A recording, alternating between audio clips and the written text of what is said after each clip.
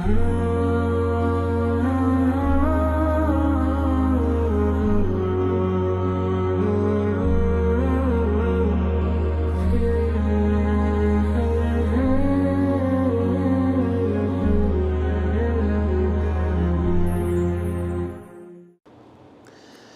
الله الرحمن الرحيم وبه نستعين.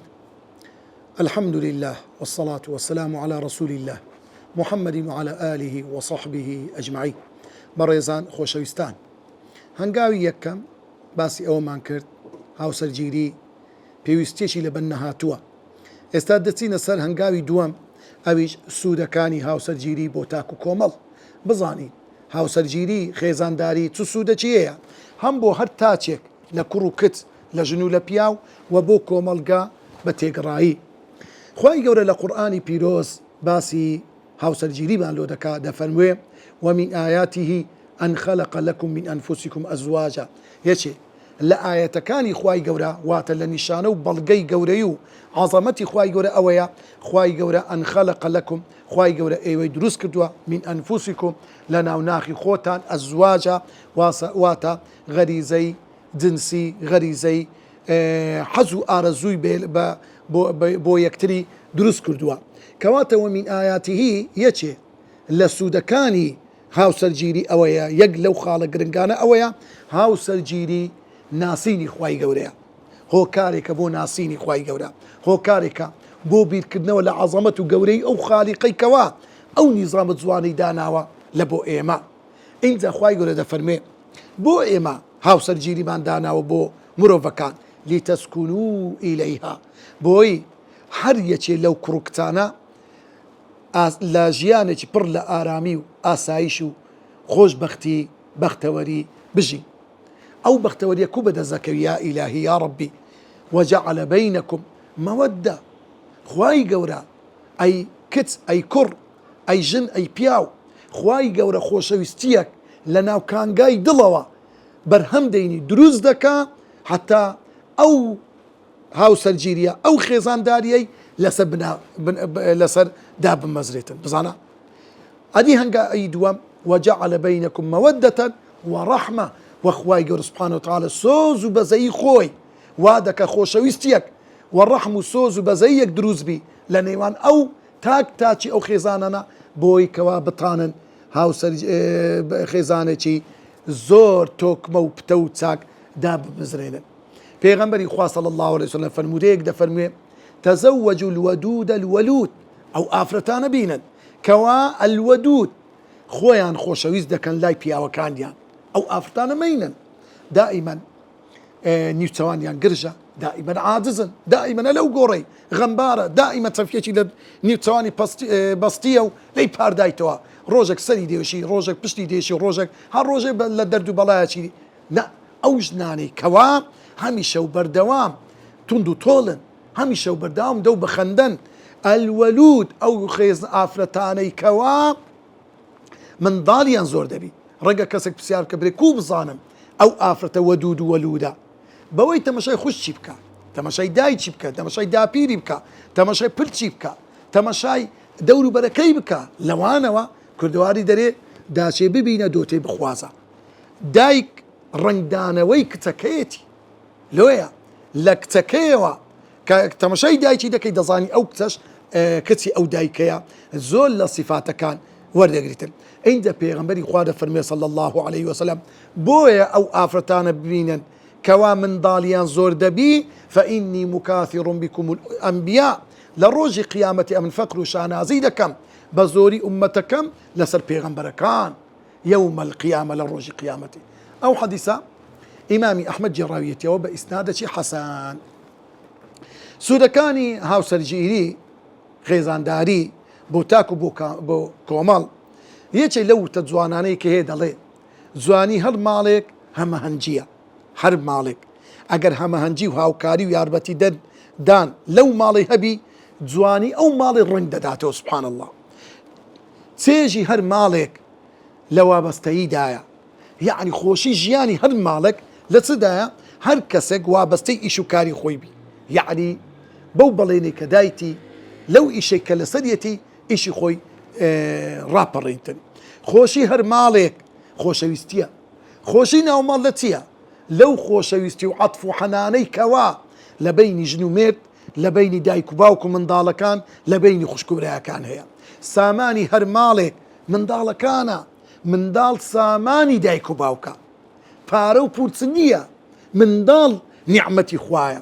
ئاسوودەی هەر ماڵێک ئەو دڵانن کە ئاسوودەییان چن کەوتووە. ئاسوودەی ئەوەیە کە دڵت مرتاحبی. واللهی بە پارە نییە، واللهی بە کۆشک و تەلاری زۆر دیە، واللهی بە سیارەی خۆش ڕۆ و ئاخر مۆدیل نییە. نا، زۆر کەسەیە لە ئەو پەڕیخانی خۆشیدایە، بەڵام دڵی هەندە تەنگە بە قەدرای کونی دەرزیە. خوا پەنامەمدا. زۆر کەس هەیە منداڵی زۆرە، بەڵام منداڵەکانی ژیانیان لێ تاڵ کردیە. لێ بەڕێزان، بەڕاستی خێزانداری سوود و قازانجی زۆر زۆری هەیە. پێویستە بەڕاستی ئەو سوود و قازانجانە هەڵێنجین لە چەند خاڵێکەوە، لە چەند خاڵێک عەرزی جەنابتان دەکەین و پێشکەشی ئێوەی بەڕێز دەکەین. خاڵی یەکەم، بەهێزترین هێزێک کە مرۆڤ و کۆمەلگە بەهێز بکات و کۆنتڕۆل بکات خێزانە. یعنی تەمەشا بکە.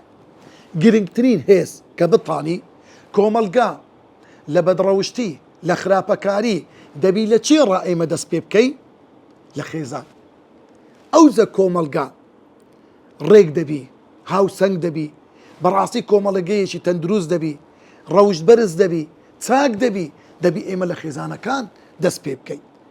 خاڵی دووەم، تاکەکان لە خێزاندا چاک دەبن، لایەنە خراپەکانیان کەم دەکەنەوە، بە سیفەتە جوانەکان خۆیان دەڕازێنەوە. یعنی زۆر جار ئەمە تەمەشا دەکەی، دەبینی لە حاڵی حیاتی خۆمان کەسێک گەنجە، سەرڕۆیە، ئافرەتێکی پەرت و بڵاوە، یعنی لەسەر خۆ نییە، بەڵام کاتێک کە ئەو گەنجە ژنی دەینی، کاتێک کە ئەو ئافرەتە شوو دەکا، ڕاستە و خۆ ژیانی یعنی دەگۆڕێت. یەک نمونە بە خێرایی، موسا پێغەمبەر عەلەیهی السەلام لە مەسڕ پەراگەندە دەبی و دەربە دەکرێ، دێتە مەدیەن. لەوێن دەرێ بە یەک چاکەی خۆی گەنجێکە زۆر لە ترسدایە، لە ئەو پڕیژیانی ترسدایە، لەبەرەوەی فیرعەون ئەمری دەرکردیە لە هەر شوێنێک بی بە زیندەتی یان بە مردیەتی دەبی موسام تەسلیم کەنەوە. ئەمر قەبزی لۆ دەرچووە. بەڵام کاتێک کە دێ جوامێرانە دوو کەس دەبینی کەوا لاتەری بن، بیرەکەیان لۆ هەڵدەداتەوە، مەڕەکانیان لۆ ئاو دەدا. ئینجا ئەو مردایەتی نواندنە کە لۆ خەڵکی ئەو وەخت زۆر شتێکی دامەوە بووە، چکە هیچ کەسێک نییە بە هاوار ئەو دوو کچە بێ ئاوڕیان لێ بداتەوە، پرسیاریان لێ بکات، پرسیاریان لێ ناکەن. بەڵام موسا پێغەمبەرە جوامێرانە چکە خاوەنی پەیامە دێتن بە هاواریان دێ. بۆیە کاتێ ئەو دوو کچە دەگەڕێنەوە، پەیامەکەی موسا دەگەینن لەو خوڕ ڕەوشت ئەخلاق جوانە، پێی دەڵێن ئینسانی چەند بە ئەدەب بوو، بە ئەخلاق بوو، چەند بە کورت و پوختی قسەی کرد. بۆیە ڕاستە و خوای گەورە دەروی خێر دەکاتەوە لە موسا پێغەمبەر. گەنجە بەڕێزەکان، واللهی ڕووکە خوا ئیلا خوای گەورە دەروی خێر لێ دەکاتەوە. خوشتی خۆم، پەنا ببە بەرخوا، کردداری چاک بکە، خوای گەورە دەواازەی خێرت لێ دەکاتەوە. بۆیە موسا پێغەمبەر بەخۆی لە دووی دەنێردرێ. باوکی ئەو دوو کچە کە شوعەیبە بانجی دەکا، ئینی ئوریدو ئەن ئونکیحەکە ئیحدە ابنەتەیە هاتەین. اختیار دەداتە موسا پێغەمبەر، ئەو دوو کچانم دیتیتت، کامیان هەڵدەبژێری لۆ خۆت بە حەز و ئارەزوی خۆت یەکەچیان هەڵبژێرە. سوبحان الله. پارەم نییە، من ئاوارەم غەوارەم، لە چێ بینم؟ مشکلە نییە، وەرە بە شوان کارەیمە 8 ساڵ ئەگەنا 10 ساڵ بە کەیف خۆ چەندت پێکرا شوان کاریم بە لە جیاتی مارەی ئەو کچە. خوا چه ئاسان کاریەکی لۆ دەکا. دەبێتە خاوەن خێزان، لە ماڵی خەزوری دەژی، ئیشی دەست دەکەوی، خواردن و ژێوی خۆشی بەدەست دەکەویتت. دەبینی؟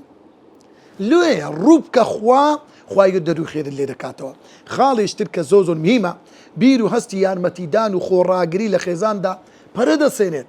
ئینسان ئەتا گەنجە بەخوایگە پێی بتخوا بەرداغا ئاوەکم زۆر بە زەحمەت هەردەستێت، بەڵام کە بووە خاوەن خێزان مەجبورە یارمەتیدان، ڕوحی هەماهەنگی و هاوکاری لە ناو خێزان پەیدا دەبیتن. لۆیە دوو هەستی زۆر گرنگ لە خێزانداری دروست دەبی لە مرۆڤ، ئەویش هەستی خۆشەویستی و ڕێز و ڕێزگرتن لە یەکتر کە بەردی بناغی خێزانە. زۆر مهمە کە بەڕاستی هەستی خۆشەویستی دەربڕین لە یەکتر لە بۆ یەکتر ئەو نەوع خۆشەویستیە لۆیە تەمەشا دەکەین پێغەمبەری خوددا صلی الله عليه وسلم کە خاوەنی نۆ خێزان بووە لەسەر ئەساسی ئەو خۆشەویستیە توانیتی هاوسەنجی لە بینی هەموو خێزانەکان ڕابگریتن کاتێک کە عەمری کوڕی عاز دێ یا رسول الله صلى الله عليه وسلم لێچ لە دەنگەکان دەگەڕێتەوە من أحب الناس إليك خۆشەویستترین کەس لای تو چێیە عەمر لێیە پرسیارەی لێ دەکا عەبدوڵڵای کوڕی عەمری کوڕی عاز لەو شەڕا یعنی مەردایەتێکی زۆر عەجایبی دواندووە لێیە گوتم ئێستا پێغەمبەری خوا ئەمنی دیتیە تو شەڕەکەم کردیە چۆن سەری پێغەمبەرم بەرز کردەوە صلی الله عليه وسلم ئێستا دەرێ ئەتوو خۆشەویستترین کەسی لەکنە من ئەی عەبدوڵڵاه بەڵام دڵێ کاتێک کە پێغەمبەری خوا فەرمووی ئەی عەبدوڵڵاه خۆشەویستترین کەس لەکنە من عائیشەیە تەماشا بکە گوتم یا رسول الله مەقسەدم ئافرەت نییە نە لە پیاوان گوتم دەری ئەمن فەرمووی ئەبووها باوکی عائیشە ئەوە خۆشەویستیەکە دەربڕینەکە لۆ ئێمە هەتا ڕۆژی قیامەتێ بەو شێوەیە ئینسان بەڕاستی ژیانی خۆی لەگەڵ ماڵ و منداڵ و خێزانی بەسەر بە خاڵیشتر خێزان قوتابخانەیەکە لۆی مرۆڤ فێری حەلال و حەرام دەکا گەند کاتێک کە خۆ دەگری نەزەری ناکە حەرامی ناکە بۆی کەوا بگاتە ئەو ڕزقە حەلالەی کە خێزانەکەیتی و ئەو کچەش بە هەمان شێوە لۆیە پێغەمبەری خودا دەفەرمێ صلی الله عليه وسلم يا معشر الشباب من استطاع منكم الباءة فليتزوج پێغەمبەری خوشتی حرام دوور دەخاتەوە لەو گەنجە هانی دەدا کاکە فەلیەتەزەوەج مادەم دەتوانی ئیمکانیت تێ پێت دەکرێت لۆ خۆت خێزانی پێک بینە ئەریەگە پێت ناکرێ ومن لم يستطع فعليه بالصوم وەرە بە ڕۆژی بە لۆیە خێزان بەڕاستی قوتابخانەیەکە ئینسان فێری حەلال و حەرام دەکاتن کابرایەکەوە خێزانی دەینی چاوی خۆی دەگری لە حەرام ڕزقی حەلال پەیدا دەکە لۆ ماڵ و منداڵەکەی خاڵیشتر لەو خاڵە گرنگانەی کە هەیە یەکێ لەو بەرهەم و سوودانی خێزان ئەوەیە کەوا ئینسان لە خێزانداری فێری خوای دەرگای ڕزقی لۆ دەبتەوە سبحان الله وەکو تازە نمونەی موسا پێغەمبەر کە هینامانەوە خوای گەورە دەفەرموێ وأنكحوا الأيام منكم والصالحين من عبادكم أي سيد قوركان أو جارياني كوالا جير دستي إيوان كحزو آرزويان هيا إيوه بمير ديان بدن والصالحين من عبادكم أو بنداني بندي تاكو خواناسو ديندارن تاويان خقرتيا لحرام أوان جنيان لو بينا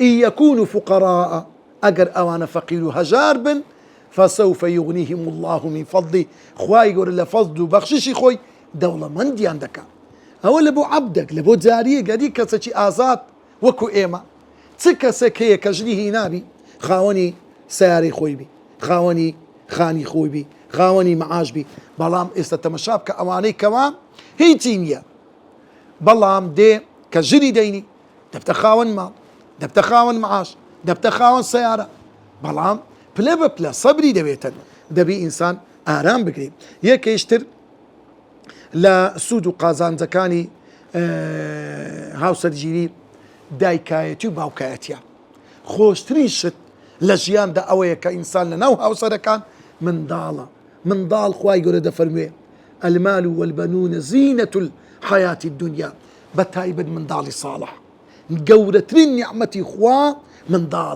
منداڵی ساڵح ئەوەیە ڕەسیدێکی بانقی ئەجر و پاداشتە لۆداک و باب لە بنهاتوو هەتاییە إذا مات ابن آدم انقطع عمله كاتب هر كسك كدمري عملي تاكي لبنديو كوتاي بيديو ناميني إلا من ثلاث تنال سري قول تاكلوا أو مرديدتي يكم صدقة جارية صدقة جارية خير شي بردوام وكو مزقفتك دسرك بردك شتشي أو هاي كربي دوام أو علم ينتفع به علم زانستشي بلاو كرتوا أو ولد صالح يدعو له من دالة صالح دعاء خير لو أوداكو بابا بكاتن هاوسەرگیری یەکێشتر لە سود و قازانجەکانی ئەوەیە بەرپرسیارەتی لایەنی بەرپرسیارەتی لە لای مرۆڤ بەهێز دەکا پێغەمبەری خوا دەفەرمێ صلى الله عليه وسلم كلكم راع وكلكم مسؤول عن رعيته هەمووتان شوانن هەمووتان بەرپرسن لەو کەسانی لەژێر دەستاندان الرجل راع في بيت أهله پیاو شوانە لەو ماڵ و منداڵی کەوا لەژێر دەستیتی والمرأة راعية في بيت زوجها ئافرەتی شوانە بەرپرسە لە ماڵی مێردەکەی کو سەرف دەکا و چی دەکا و چی داکا خاڵیشتر لایەنە ئاینیەکان جێبەجێکردنی قورئانی پیرۆز جێبەجێکردنی بەشێکی زۆر لە قورئان و سنەتی پێغەمبەر صلی الله علیه وسلم لە چێ بەدەست دێ لە مەسائیلی هاوسەرگیری کابرا کە دێ طبعا پێغەمبەری خوا دەفەرمێ صلی الله عليه وسلم دەفەرمێ من أعان الله عليه هر کەسێ خوای گەورە یارمەتی ئەو کەسەی بدە على الزواج لەوەی کەوە ئەو ئینسانەکەوە ئافرەتێکی صالحە بیری فقد أعان عليه شطر دينه خوای گەورە یارمەتی ئەو کەسەیدا نیوەی دینی مسۆگەربی پارێزراوبی بزانە فليتق الله في شطر الآخر با ئەو کەسە تەقوای خوای گەورە بکە لە نیوەکەی تر لە لایەنەکەی تر خاڵیشتر کە زۆر گرنگە بابەتی خێزانداری و سود و قازانجەکان ئەوەیە لایەنی خێزان وا دەکاتن لایەنە خراپەکان نزم بیتەوە لایەنە باشەکان بەرز بی زۆر کەسمان دیتیان چاو لە دەر بووە زۆر کەسمان دیتیان زۆر خراپ بووە کە ژنی هینایە یان ئەو ئافتەکە مێردی کردیا لە زۆر گوناح و تاوان بە دوور بووە ئەو کەسە بوویتە کەسێکی نمونە کەواتە لە کۆتاییدا دەڵێن بەهێزکردنی خێزان واتە بەهێزکردنی وڵات بەردۆیە ئێمە گوتمان سوودی خێزان لە بۆ تاک و کۆمەڵ بەڕاستی پێویستە هەر یەکێک لە ئێمە بزانین کە خێزان سود و قازانجێکی زۆری هەیە خوای گەورە بەدەقی قورئان باسی سود و قازانجەکانی کردی وەکو لەو ئاەتەی ئاماژەمان پێکرد پێغەمبەری خودا صلی الله عليه وسلم لە چەندین فەرمودەش ئەویش ئاماژەی پێکردووە ئەوە چەند خاڵێکی نمونەیی بۆ ئێمە خسمانە بەردەستی ئێوەی بەڕێز و چەندین قازانج و سوودی تری هەیە زەواج بۆ ئومێدەی خوای گەورە یارمەتیمان بدە بۆی کە بتانین خێزان و هاوسەرگیریەکی سەرکەوتوانە تۆکمە بتە و ڕێک و پێک ئەنجام بدەین إن شاء الله وصلى الله وسلم على سيدنا محمد وعلى آله وصحبه أجمعين